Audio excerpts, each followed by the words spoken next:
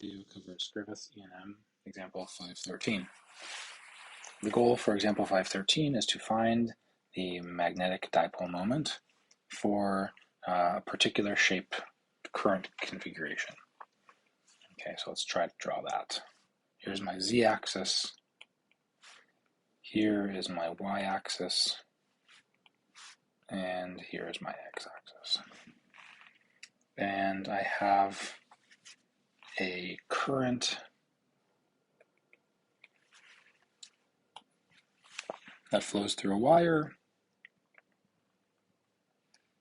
This is supposed to look kind of like an open book.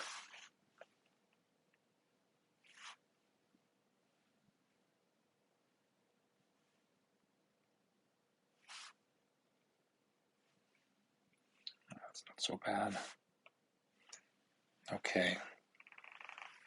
Carries a current I, and each sort of segment is a length W. So that's W tall, that's W deep. All right. So the goal here is to calculate the magnetic vector potential, which I've previously defined as being the integral of this dA times the current. All right. So when I pick dAs, I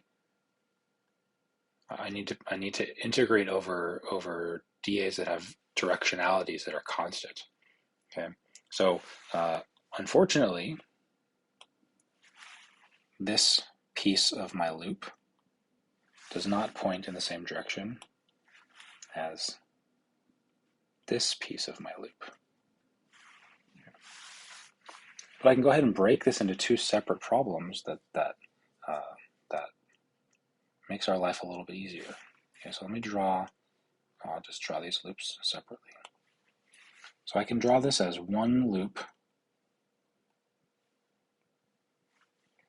where the current is going like this, and another loop, I'm just shifting these off of each other so they can be seen to be independent, where the current is going like this. The same current magnitude, just different directions. Okay, and you'll notice I've added two different legs of this loop. I've added this leg and this leg to both of my faces. Right, that doesn't exist in the real problem, but they both have currents going in opposite direction. So if you were to merge these together, they would cancel out. So I haven't actually changed the problem at all. Okay, so now I can go ahead and do two integrals. I can do an integral associated with the green loop plus an integral corresponding to the blue loop. All right, this is I. The integral of dA is the area with a directionality associated with it. Okay, so the area here is W squared, and I use the right-hand rule to figure out which direction everything is going.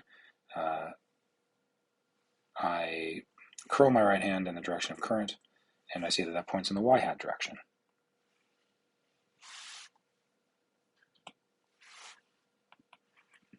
All right, I'll do this again for the other one. All right, I know the area of that is W squared, and that is pointed in the z-hat direction. So there you go. The magnetic dipole moment is I omega or W squared y hat plus z hat, okay, which is a vector that points 45 degrees like this. All right, cool.